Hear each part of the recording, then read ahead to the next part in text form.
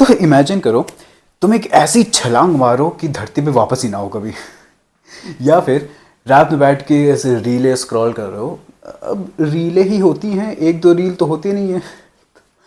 अच्छा, रीलें स्क्रॉल कर रहे हो और मोबाइल मुंह पे गिरने के बजाय ऐसे हवा में लटका है। कितना सही होगा ना ये सब। बट अनफॉर्चुनेटली हम ऐसी दुनिया में नहीं रहते। यहाँ पर एक ऐसी इनविजिबल ताकत है जो हर चीज को धरती की तरफ खींच रही है। उसका नाम है, जैसा कई लोग समझ भी गए होंगे, ग्रेविटी।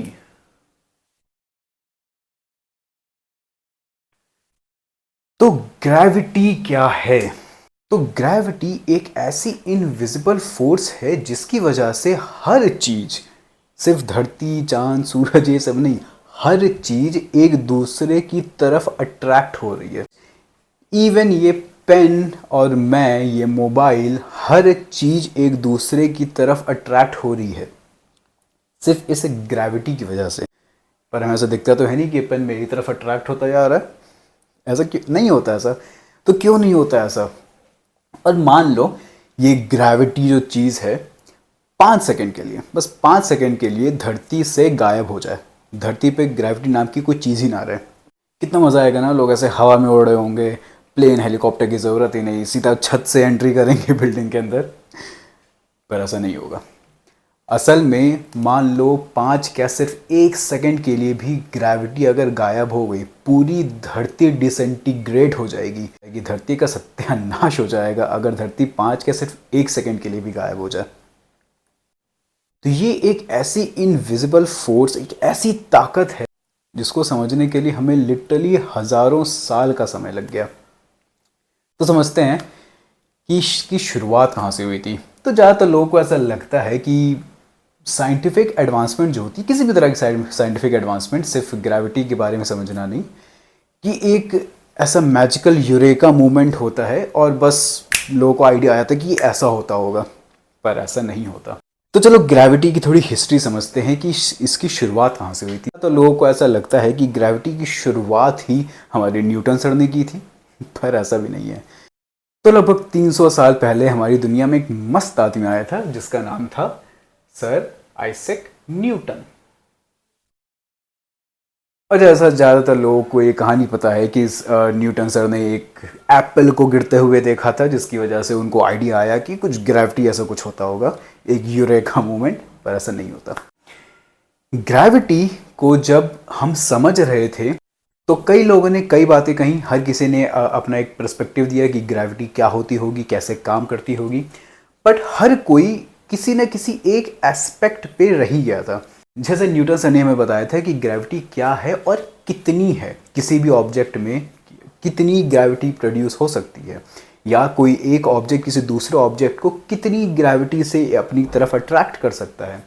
मगर न्यूटन सर भी ये नहीं बता पाए थे कि ग्रेविटी काम कैसे करती है। पर न्यूटन सर के भी लगभग 150 साल पहले एक दूसरे शख्स आए थे जिनका नाम था गैलीलियो। तो गैलीलियो ने ये बोला था कि कोई भी दो ऑब्जेक्ट हो, डजेंट मैटर कि एक दूसरे से कितने भारी हैं। मान लो एक हाथी एक चींटी है, तो अगर हाथी और चींटी को एक साथ ड्रॉप करते हैं, तो गैलीलियो सर ने कहा था कि हाथी और चींटी एक साथ जमीन को टच करेंगे। जैसे मान लो उनको ड्रॉप किया गया तो हाथी और चींटी सेम टाइम पर धरती तक पहुंचेंगे। पर ऐसा कैसे हो सकता है? हाथी भारी है तो उनको जल्दी पहुंचना चाहिए, है ना। चींटी ऑब्वियसली हल्की है तो उसको देर में पहुंचना चाहिए। तो हमने ऐसा देखा भी है कि जो भारी चीज होती है वो ज्यादा जल्दी गिरती है कंपेयर टू कोई हल्की चीज। पर इसको एक एक्सपेरिमेंट से समझते हैं। मान लो भारी चीज हमारी हाथी ये कॉपी है, और चींटी और हल्की चीज ये पेपर है, ठीक है। अब अगर मैं ये पेपर और कॉपी को एक साथ गिराता हूं तो ऑब्वियसली यहां दिख भी रहा है कि पेपर देर से गिर रहा है, राइट। पर अगर ये देख ले कि इसको एक के ऊपर एक रख के गिराएं, तो अब इसके नीचे नहीं रखूंगा वरना होगा कॉपी ने इसको नीचे पुश किया। तो मान लेते हैं इसको ऊपर रखते हैं, ठीक। इसको ऊपर रखने पर अब अगर मैं छोड़ूंगा तो क्या होगा? क्या कॉपी पहले गिर जाएगी, पेपर बाद में धीरे धीरे नीचे नीचे आता रहेगा, या फिर कॉपी और पेपर एक साथ नीचे गिरेंगे? देखते हैं क्या गैलीलियो सर ने सही बताया था, देखते हैं। तो इसको एक हाइट पे ले जाते हैं और तो अब पता नहीं कैमरे पे कितना आया था, पर अगर इसको स्लो मोशन में करके देखा जाएगा तो कॉपी और पेपर एक साथ नीचे आ रहे थे।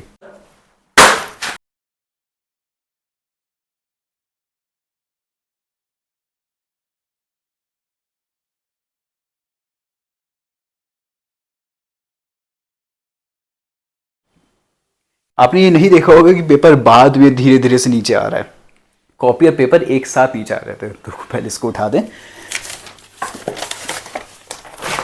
तो गैलीलियो सर की ये बात तो सही थी कि कोई भी दो ऑब्जेक्ट इररिस्पेक्टिव ऑफ उसका मास कितना है एक ही पॉइंट पे नीचे आते, पर ऐसा कैसे? भारी ऑब्जेक्ट को ज्यादा जल्दी नीचे आना चाहिए, पर ऐसा नहीं हो रहा।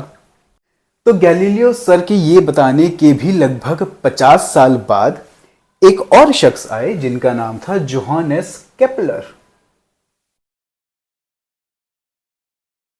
अब केपलर सर ने ये वो बताया कि जो प्लैनेट्स हैं अपने स्टार के अराउंड घूम रहे हैं, वो सारे प्लैनेट्स कुछ नियम फॉलो करते हैं। जैसे कि केपलर सर के पहले ये माना जाता था कि जो प्लैनेट्स होंगे वो अपने स्टार के अराउंड एक सर्कुलर ऑर्बिट में घूम रहे होंगे। क्योंकि अगर ग्रेविटी की वजह से भी घूम रहे हैं तो ग्रेविटी हर तरफ बराबर लगती है, तो एक सर्कुलर ऑर्बिट बन जाएगा। मगर केपलर सर ने बताया नहीं, ऐसा नहीं है, ये सर्कुलर ऑर्बिट नहीं होता। क्या होता है, कैसे ऑर्बिट करते हैं, सब देखते हैं थोड़ी देर में। मगर पॉइंट यह है कि हर किसी ने अपनी अपनी अंडरस्टैंडिंग के हिसाब से ग्रेविटी को एक्सप्लेन करने की कोशिश करी। पहले गैलीलियो सर ने कुछ बताया, उसके बाद फिर केपलर सर ने कुछ बताया, फिर न्यूटन सर आए, न्यूटन सर ने बताया कि ग्रेविटी कैसे काम करती है। इवन न्यूटन सर के बाद एल्बर्ट आइंस्टाइन ने भी बताया कि ग्रेविटी कैसे काम करती है। तो न्यूटन सर ने जहाँ छोड़ रखा था कि ग्रेविटी कितनी होती है, किस ऑब्जेक्ट पे कितनी फोर्स लगती है, मगर ग्रेविटी काम कैसे करती है, यहाँ पे न्यूटन रुक गए थे। उसके बाद आइंस्टाइन ने बताया कि ग्रेविटी काम कैसे करती है। उन्होंने बताया कि कोई भी ऑब्जेक्ट होता है जो उसके अराउंड का स्पेस होता है, वो ऑब्जेक्ट अपने चारों तरफ की स्पेस को ही बेंड कर देता है।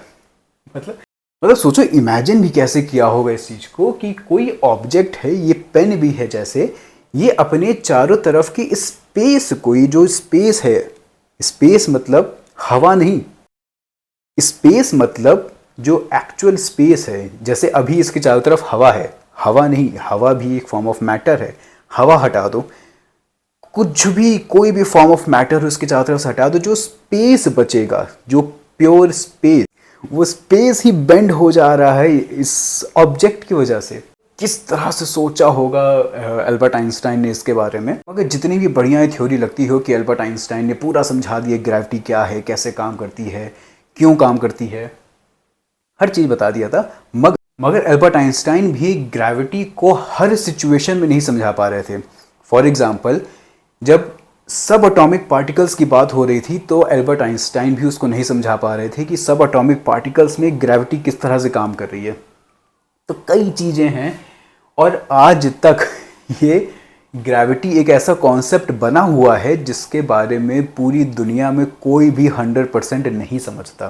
पूरी साइंटिफिक कम्युनिटी इसे ग्रेविटी कॉन्सेप्ट को आज तक नहीं समझ पाई है। तो हम इसको पूरी तरह से तो नहीं ही समझ पाए हैं, पर तब भी देखते हैं कि इसकी हिस्ट्री क्या रही है, कितना लोगों ने एफर्ट किया है इसको समझने के लिए। पता है, तो जैसा हम डिस्कस कर रहे थे कि जोहानस केपलर ने हमें बताया था कि जो सारे प्लैनेट्स हैं वो एक ऑर्बिट में रिवॉल्व कर रहे हैं, मगर हमें पहले यही नहीं पता था कि जो प्लैनेट्स हैं वो अपने स्टार के अराउंड रिवॉल्व कर, क्योंकि ये मॉडल तो बहुत बाद में प्रपोज किया गया था, जिसको हम कहते थे हीलियोसेंट्रिक मॉडल, जहां पे हमारा सन है वो सेंटर में होता था और जितने प्लैनेट्स हैं वो सन के अराउंड रिवॉल्व करते थे। इसके पहले सोलर सिस्टम का एक दूसरा मॉडल था जिसको कहते थे जियोसेंट्रिक।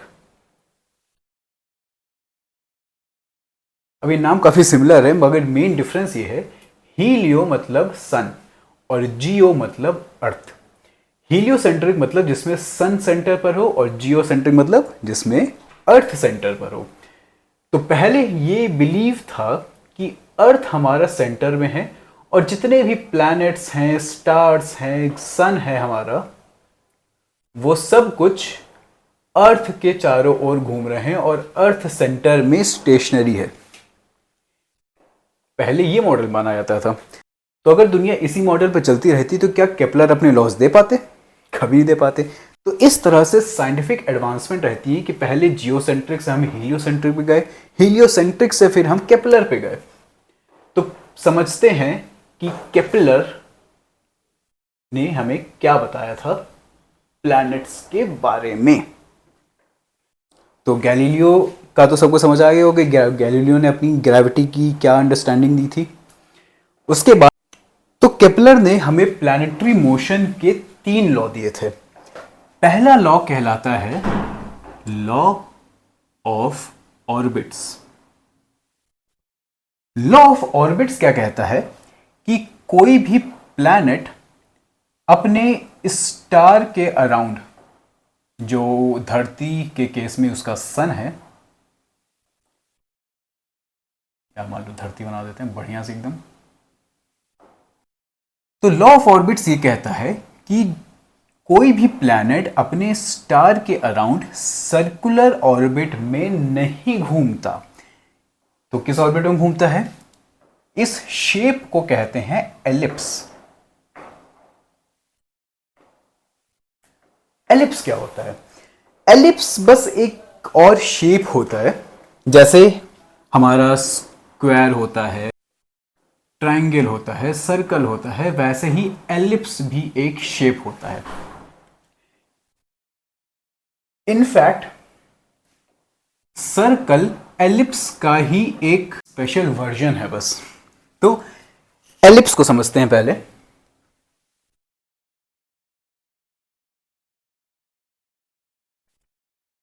एलिप्स में जैसे एक सर्कल में एक सेंटर पॉइंट होता है, रेडियस होता है, डायमीटर होता है, सरकमफ्रेंस होता है, एरिया होता है, वैसे ही एलिप्स के भी कई सारे पैरामीटर्स होते हैं। जैसे सर्कल में सेंटर पॉइंट होता है, एलिप्स में होता है 2 पॉइंट्स जिनको हम कहते हैं फोकाई या फोकल पॉइंट्स।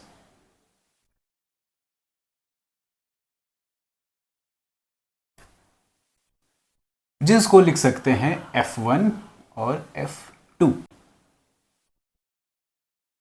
तो लॉ ऑफ ऑर्बिट्स ये कहता है कि कोई भी स्टार जो जिसके अराउंड प्लैनेट्स घूम रहे हैं वो इन दोनों में से किसी एक फोकल पॉइंट पर ही होगा।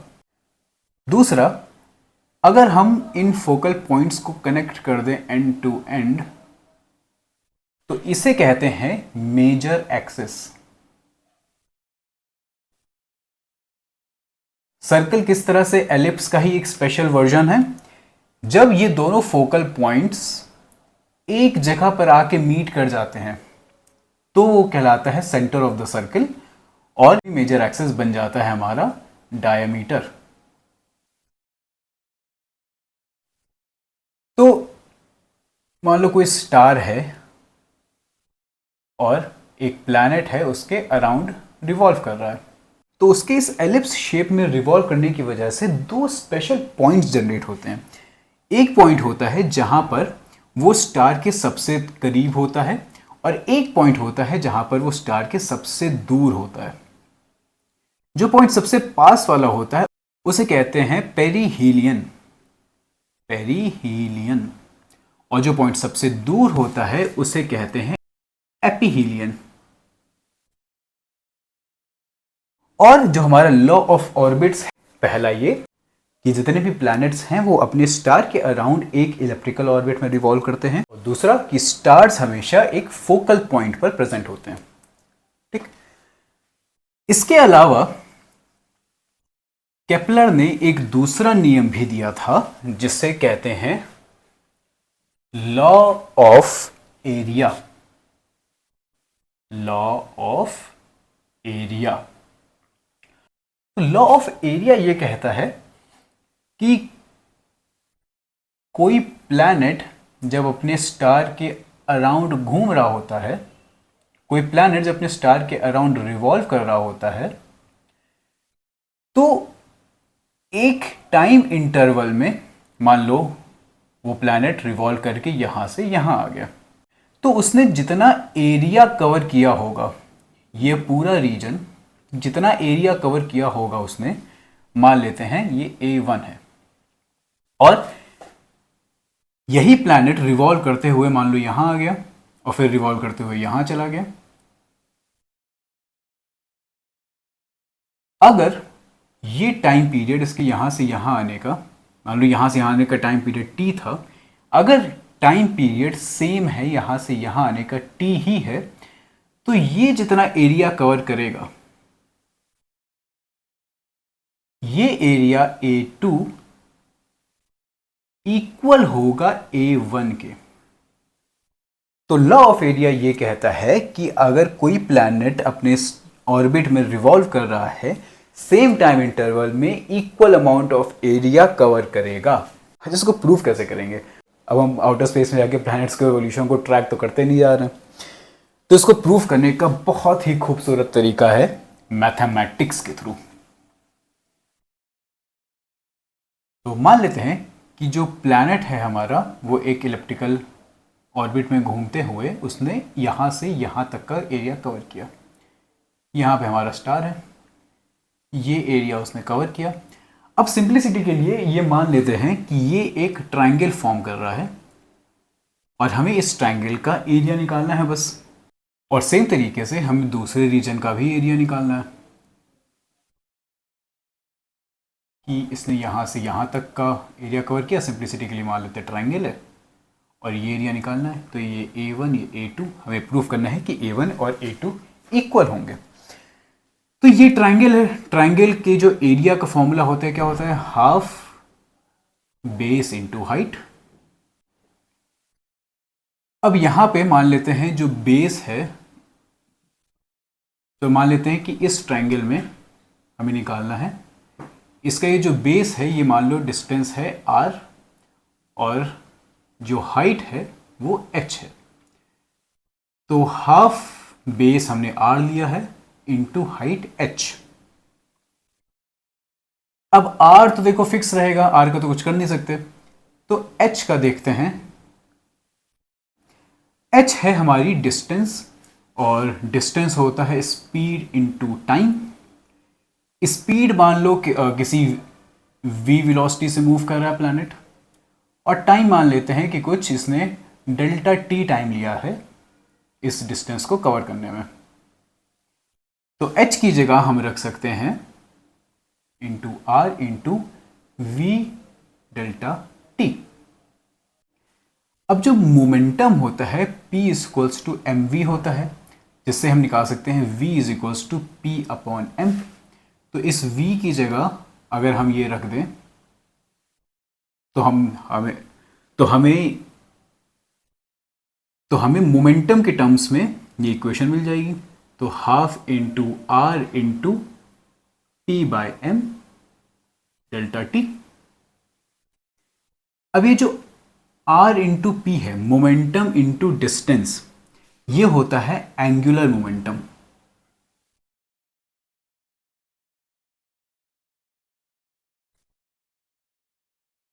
तो मान लेते हैं इस केस में एंगुलर मोमेंटम को L से डिनोट करते हैं, तो half into L divided by M into delta T. ये सब है इक्वल ए के, या मान लेते हैं डेल्टा ए के, क्योंकि depending upon the distance covered area भी चेंज ही हो रहा होगा, इसलिए इसको डेल्टा ए रखते हैं। तो अगर इस टी को नीचे ले जाएं तो delta A divided by delta T is equals to half into L divided by M. अब ये देखो कितनी बेहतरीन चीज निकल के आई है। अब हाफ जो है कांस्टेंट है ऑब्वियसली। एंगुलर मोमेंटम जो होता है वो भी किसी भी ऑब्जेक्ट का हमेशा कांस्टेंट रहता है। कंजर्वेशन ऑफ एंगुलर मोमेंटम एक यूनिवर्सल लॉ है जो बताता है कि एंगुलर मोमेंटम हमेशा कंजर्व रहता है, तो ये भी कांस्टेंट है। और m ऑब्वियसली प्लैनेट का कांस्टेंट है, ये m तो चेंज हो नहीं सकता, तो ये पूरा एक कांस्टेंट है। तो delta a divided by delta t एक कांस्टेंट है। यही है हमारा लॉ ऑफ एरिया कि given the same amount of time area भी हमेशा कांस्टेंट ही रहेगा। या फिर इसको ऐसे भी लिख सकते हैं कि delta A is equals to constant into delta T, और क्योंकि हम ये लेके चल रहे हैं कि डेल्टा टी कांस्टेंट है, इसलिए ये पूरी क्वांटिटी कांस्टेंट हो जाएगी, जिससे डेल्टा ए कांस्टेंट हो गया, जिससे हम लिख सकते हैं कि A1 is will be equal to A2। बिना स्पेस में गए, बिना प्लैनेट्स की ऑर्बिट को ऑब्जर्व किए, हमने मैथमेटिकली प्रूफ कर दिया कि area covered by a planet in a time period t will be equal to the area covered by the same planet in the same amount of time anywhere in the orbit। तो ये है हमारा law of area. पर Kepler sir यहीं पे रुके नहीं, इसके बाद उन्होंने एक तीसरा लॉ भी दिया प्लैनेटरी मोशंस का, जिसको कहते हैं लॉ ऑफ पीरियड्स। अब लॉ ऑफ पीरियड्स को अगर एक बहुत सिंपल टर्म्स में समझना चाहें तो वो बस इतना कहता है कि अगर किसी प्लैनेट का ऑर्बिट बड़ा होगा तो उसको रिवॉल्व करने में भी ज़्यादा टाइम लगेगा, अगर ऑर्बिट छोटा होगा तो उसको रिवॉल्व करने में भी कम टाइम लगेगा। अब इसको समझते हैं मैथमेटिकली। तो इसकी एक इक्वेशन दी थी केपलर ने, जिसको कहते हैं T square proportional to A cube. Area था A1 is equals to A2 और ये था एलिप्स ऑर्बिट, जहां पे T है हमारा टाइम पीरियड और A है length of semi major axis. Semi major axis क्या है? जैसे हमारा मेजर एक्सेस था कि किसी एलिप्स में जो मेजर एक्सेस है उसका हाफ है हमारा सेमी मेजर एक्सेस। तो ये बेसिकली बस यही बता रहा है कि अगर हमारा length of semi major axis increase हो जाता है, जिसकी वजह से जो पूरा ऑर्बिट है वो भी इंक्रीज हो जाएगा, तो जो हमारा टाइम ऑफ रेवोल्यूशन है वो भी इंक्रीज हो जाएगा, क्योंकि डायरेक्ट प्रोपोर्शनल है। तो अगर length of semi major axis increase होगी तो टाइम पीरियड भी इंक्रीज हो जाएगा।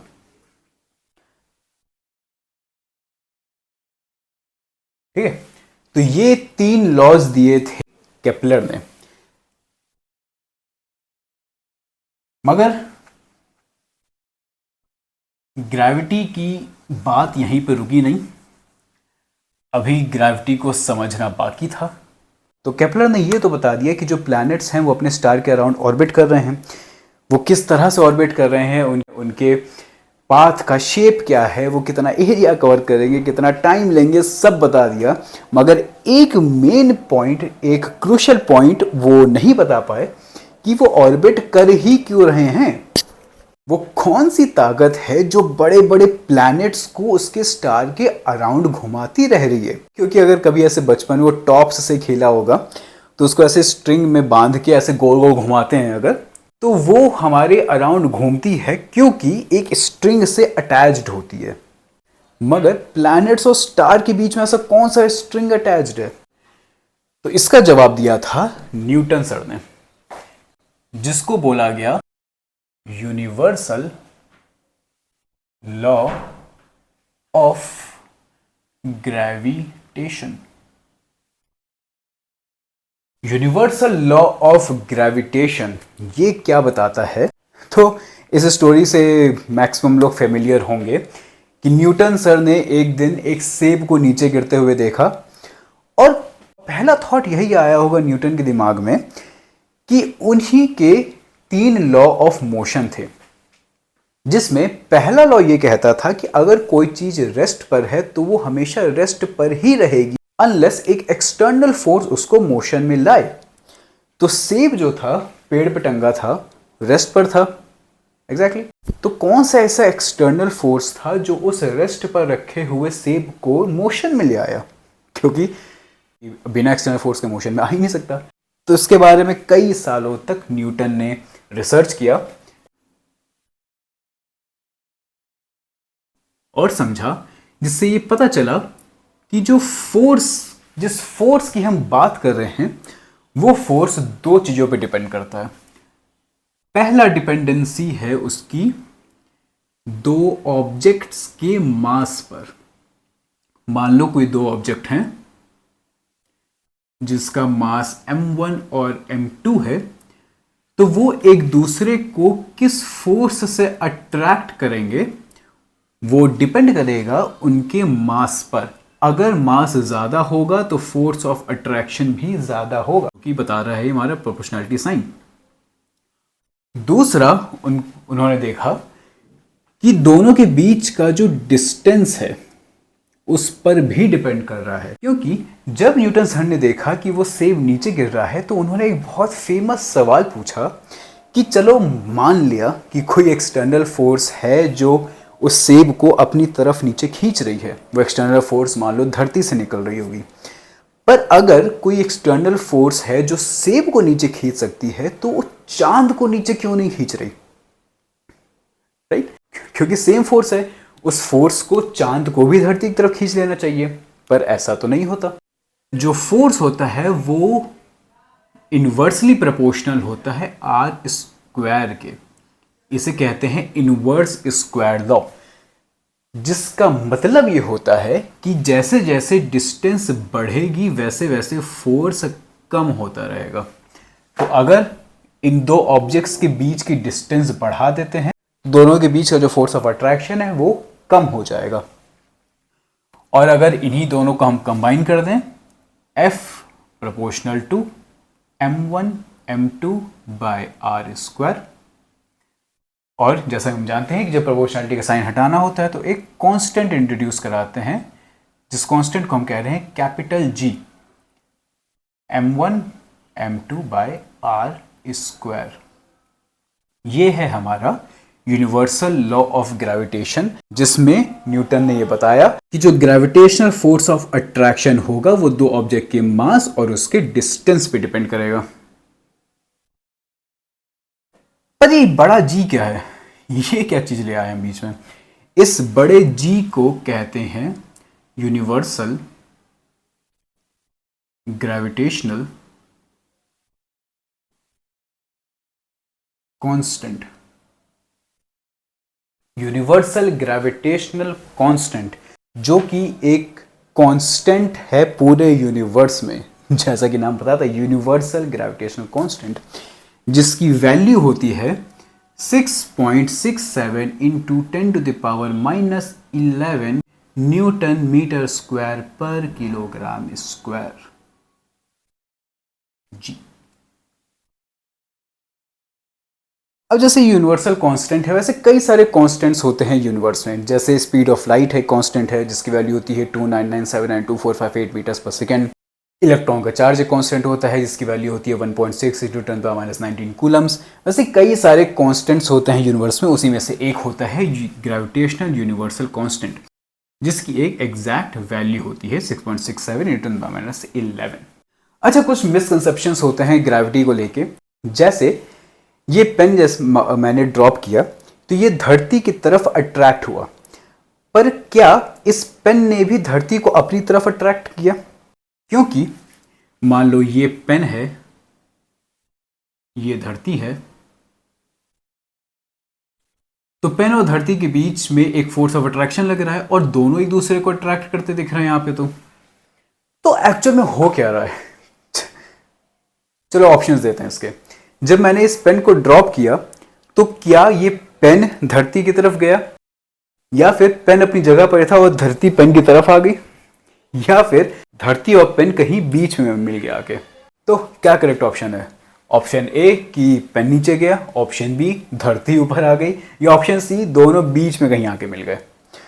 करेक्ट ऑप्शन है ऑप्शन ए, जहां पे पेन नीचे गया, धरती नहीं ऊपर आ गई हमारे पेन की तरफ। पर ऐसा क्यों हो रहा है?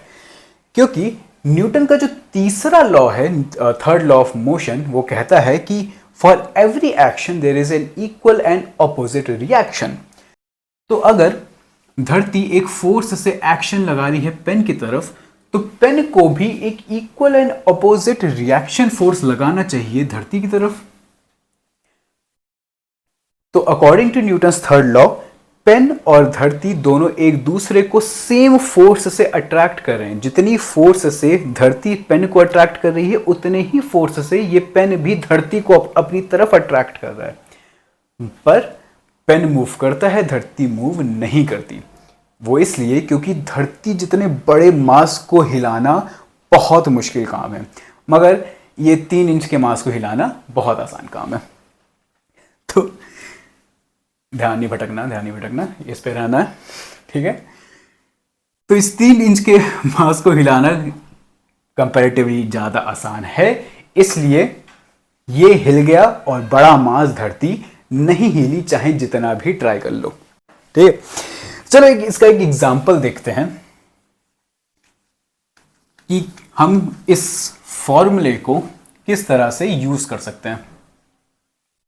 इसको थोड़ा ऊपर लिख देते हैं। F is equals to G m1 m2 by r square. मान लेते हैं कोई 3 मास है, मान लो m1 m2 m3, चलो एक फोर्थ भी ले लो m4। अब ये मास m1 और m2 के बीच में डिस्टेंस मान लो r1, मास m1 और m3 के बीच में डिस्टेंस r3, और m1 और m4 के बीच में डिस्टेंस r2। अब हमें बताना है the total force of attraction at mass m1। तो टोटल फोर्स ऑफ अट्रैक्शन क्या होगा? सबसे पहले तो इस मास m1 पर इस m2 की वजह से कुछ फोर्स ऑफ अट्रैक्शन लग रहा होगा, तो उसको लिख देते हैं g m1 m2 by r1 square by r1 square, plus इस मास m3 का भी कुछ अट्रैक्शन लग रहा होगा m1 पे, तो इसको लिख देते हैं g m1 m3 bye r3 square, plus इस मास m4 का भी कुछ ना कुछ फोर्स लग रहा होगा m1 पे, तो g m1 m4 bye r2 square. तो ये है जो टोटल फोर्स लग रही होगी इस मास m1 पर। अब अगर बस इन मासेस की वैल्यू दी गई हो, इस डिस्टेंस की वैल्यू दी गई हो, मान लो मास m1 1 kg का है, मास m2 2 kg के हैं, और m3 3 kg का है, और m4 4 kg का है, और जो डिस्टेंस है सब 1-1 मीटर है।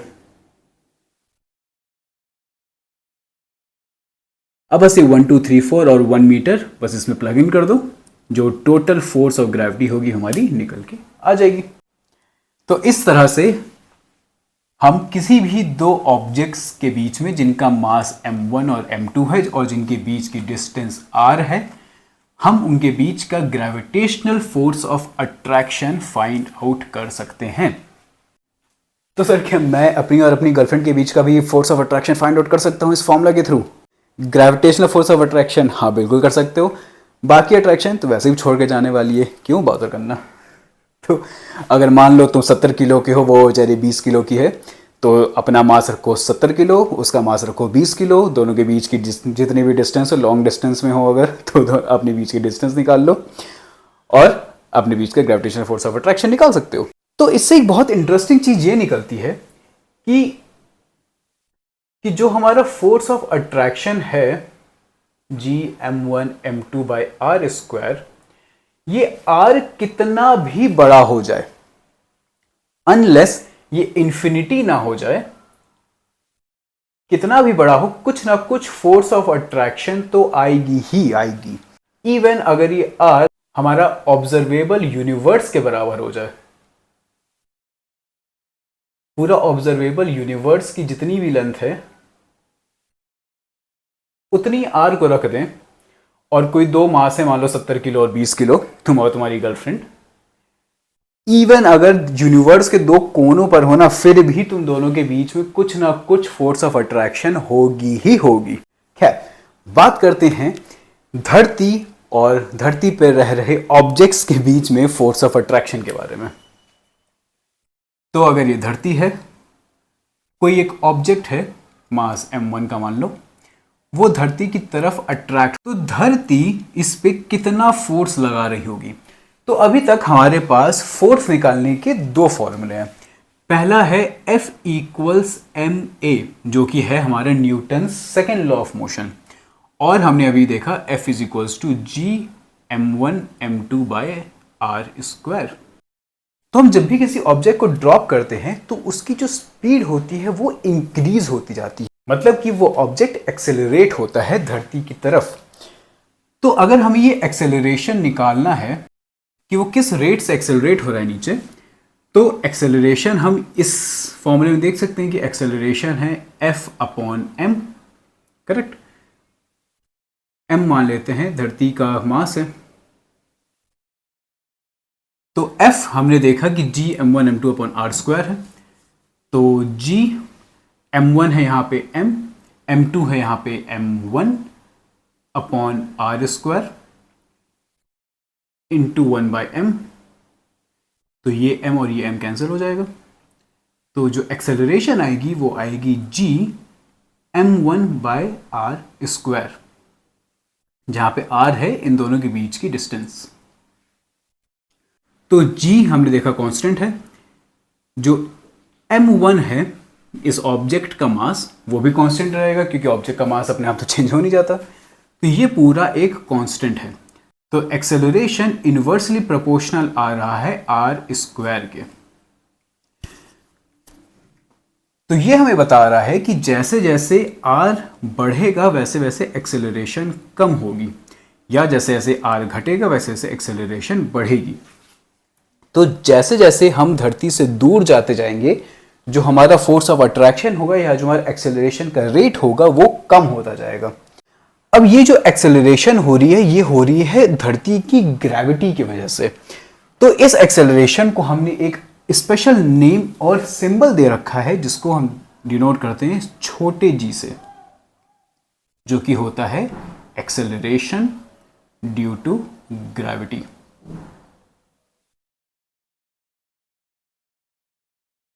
तो एक्सेलरेशन ड्यू टू ग्रेविटी क्योंकि धरती के मास पे डिपेंड करती है, और धरती का मास अलग जगह पे अलग अलग होता है, कहीं पे माउंटेन्स होते हैं, कहीं पे वैलीज होती हैं।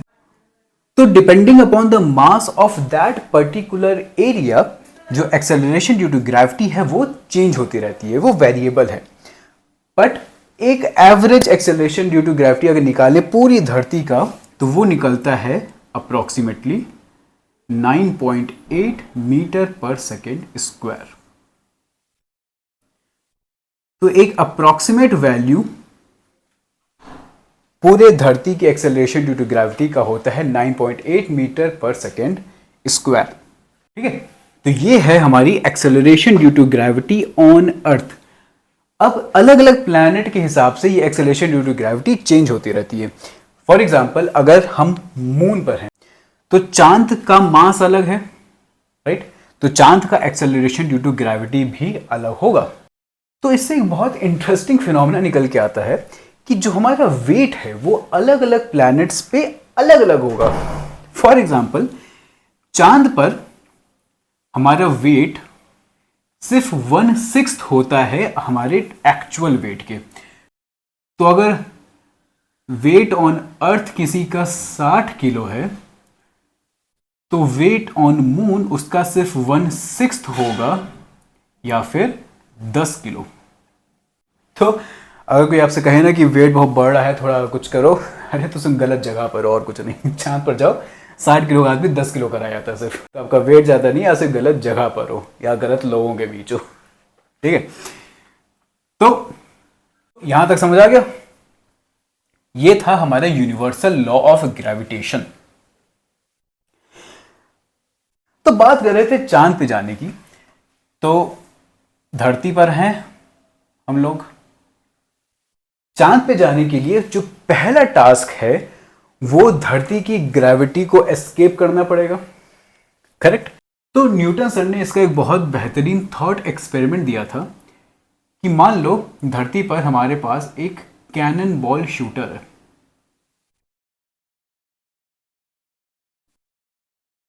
और इससे हम बॉल शूट कर रहे हैं। तो जैसे ही हम कैनन बॉल शूट करेंगे, कैनन बॉल कुछ आगे तक जाएगी, उसके बाद ड्रॉप कर जाएगी। अगर मान लो और फोर्स लगाते हैं तो थोड़ा और आगे तक जाएगी। मान लो और भी ज़्यादा फोर्स लगाते हैं तो और आगे तक जाएगी।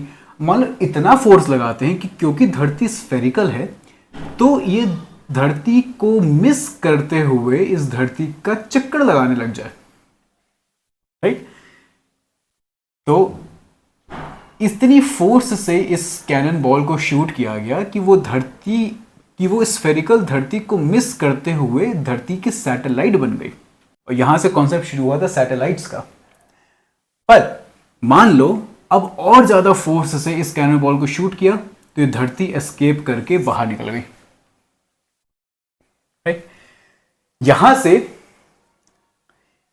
से एक अलग कॉन्सेप्ट की स्टार्टिंग होती है जिसका नाम है एस्केप वेलोसिटी।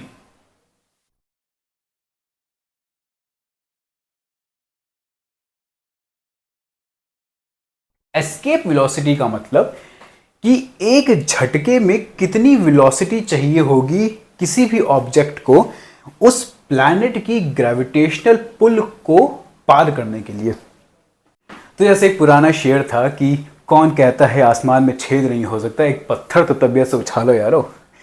तो तबीयत कितनी होनी चाहिए, तबीयत की साइंटिफिक वैल्यू कितनी है, वो पता लगाते हैं। तो हम धरती पर हैं, हमारे पास एक पत्थर है हाथ में। इस पत्थर को हमें इतनी तबीयत से उछालना है कि वो धरती की ग्रेविटेशन पुल को पार कर जाए और कभी वापस ही ना आए। तो थ्रो करने के लिए, तो जब हम थ्रो करेंगे तो पत्थर के पास कुछ काइनेटिक एनर्जी होगी और हमें चाहिए कि ये काइनेटिक एनर्जी या तो ज्यादा हो या तो इक्वल हो हमारी ग्रेविटेशनल पुल के। राइट। अब इस ग्रेविटेशनल पुल को दूसरे साइंटिफिक टर्म्स में कहते हैं ग्रेविटेशनल पोटेंशियल एनर्जी। तो ग्रेविटेशनल पोटेंशियल एनर्जी किसी ऑब्जेक्ट की डिफाइन होती है कि वो जब धरती से एक नियमित दूरी पर है, मान लो h, तो उसके अंदर कितनी पोटेंशियल एनर्जी होगी, क्योंकि वो एक हाइट पर है। हाइट पर होने की वजह से ऑब्जेक्ट्स में पोटेंशियल एनर्जी होती है। तो इस ग्रेविटी की वजह से उस ऑब्जेक्ट के अंदर कितनी पोटेंशियल एनर्जी होगी उसको कहते हैं ग्रेविटेशनल पोटेंशियल एनर्जी। अब मान लो हमें चाहिए कि काइनेटिक एनर्जी ऑफ द पत्थर should be equal to the gravitational potential energy of the पत्थर। तो काइनेटिक एनर्जी हमारा सिंपल फॉर्मूला है हाफ mv²। ग्रेविटेशनल एनर्जी का फॉर्मूला होता है g m1 m2 by r square नहीं, सिर्फ r। तो इस पत्थर का मास मान लो m1 है, तो ये m1 और m1 कट जाएगा, v² आ जाएगा 2g m2 बाय r, या v आ जाएगा √2gm बाय r। m मान लिया कि इस प्लैनेट का मास है। तो ये होती है एस्केप वेलोसिटी। ये बता, जहां पे m है हमारा मास ऑफ द प्लैनेट, इस केस में अर्थ है तो हम मास ऑफ अर्थ ले लेते हैं, और r है हमारा रेडियस ऑफ अर्थ। तो अगर हमें धरती की एस्केप वेलोसिटी निकालनी है कि कितनी वेलोसिटी से हमें उस पत्थर को फेंकना पड़ेगा कि वो धरती की ग्रेविटेशनल पुल को पार करके बाहर निकल जाए, आसमान में छेद हो जाए, तो हमें बस g की वैल्यू चाहिए जो हमें पता है, 2 की वैल्यू हमें पता ही है, मास ऑफ अर्थ की वैल्यू हमें पता ही है, और रेडियस ऑफ अर्थ जिसकी भी वैल्यू हमें पता ही है। तो ये सब रखने पर जो एस्केप वेलोसिटी आती है वो आती है 11.2 किलोमीटर पर सेकेंड। इतनी वेलोसिटी से अगर हम एक पत्थर को फेंकें तो वो आसमान में छेद करते हुए बाहर निकल जाएगी और कभी वापस नहीं आएगी। तो this is the escape velocity of earth. अच्छा, कई बार ये मिसकंसेप्शन होता है कि रॉकेट्स भी हमारे एस्केप वेलोसिटी से मूव कर रहे हैं, क्योंकि रॉकेट्स भी धरती के बाहर जा रहे हैं, राइट? बट ऐसा नहीं होता। एस्केप वेलोसिटी ये 11.2 किलोमीटर पर सेकेंड वो इनिशियल वेलोसिटी है जितनी किसी भी ऑब्जेक्ट को चाहिए होगी धरती की ग्रेविटेशनल पुल को पार करने के लिए। Rockets on the other hand लगातार एक्सेलरेट होते रहते हैं ऊपर की तरफ। उनकी इनिशियल वेलोसिटी ये नहीं होती, बिल्कुल भी नहीं होती, बहुत तेज है ये 11.2 किलोमीटर पर सेकेंड। रॉकेट्स की इनिशियल वेलोसिटी तो कम से ही शुरू होती है और वो धीरे धीरे करके एक्सेलरेट होते हैं ऊपर की तरफ, और वो सैटेलाइट या एस्ट्रोनॉट जिसको भेजना होता है वो धरती के बाहर जा पाते हैं। इसलिए एस्केप वेलोसिटी वो एक झटके में हम कितनी वेलोसिटी प्रोवाइड करा सकते हैं वो होती है एस्केप वेलोसिटी। तो हमने ये देखा कि ग्रेविटी के बारे में हमें वैसे तो काफी कुछ पता है। हमें एस्केप वेलोसिटी के बारे में पता है, हमें धरती से बाहर कैसे जाना है वो पता है, प्लैनेट्स के मोशन के बारे में पता है, सब कुछ पता है, मगर स्टिल कितनी सारी चीजें हैं ग्रेविटी के बारे में जो हमें आज भी कोई आइडिया नहीं है वो कैसे काम करती है। जैसे फिजिक्स का एक बहुत बड़ा अनसॉल्व्ड प्रॉब्लम आज तक यही है कि सब एटॉमिक पार्टिकल्स के लेवल पर ग्रेविटी किस तरह से काम करती है। और ये जिस दिन पता चल गया उस दिन हमें एक मिल जाएगा थ्योरी ऑफ एवरीथिंग, एक सिंगल थ्योरी, एक सिंगल इक्वेशन जो कि यूनिवर्स में हर चीज को डिफाइन कर देगी, केवल हम बस अगर ग्रेविटी को समझ ले तो सेम वही चीज जो हमें धरती पे खड़े होने में मदद करती है, वही सेम चीज पूरे यूनिवर्स को चला रही है। उसी सेम चीज की वजह से हमारी गैलेक्सी को शेप मिला है, उसी सेम चीज की वजह से हमारी गैलेक्सी एक दूसरी गैलेक्सी से कोलाइड कर जाएगी कुछ सालों में, कुछ साल मतलब बिलियंस ऑफ सालों में, पर कोलाइड कर जाएगी, मगर सेम फिनोमेना लिटरली यूनिवर्स को कंट्रोल कर रहा है। तो अगली बार जब भी आप अपने पैरों पे खड़े हों तो इस चीज को याद करें, इस एक चीज को समझने भर के लिए कितने हजारों साल का समय लग चुका है और आज तक हम इस चीज को समझ नहीं पाए। तो ये था about how gravitation works. Keep thinking, keep asking. मिलते हैं अगले सेशन में, तब तक don't forget keep asking questions.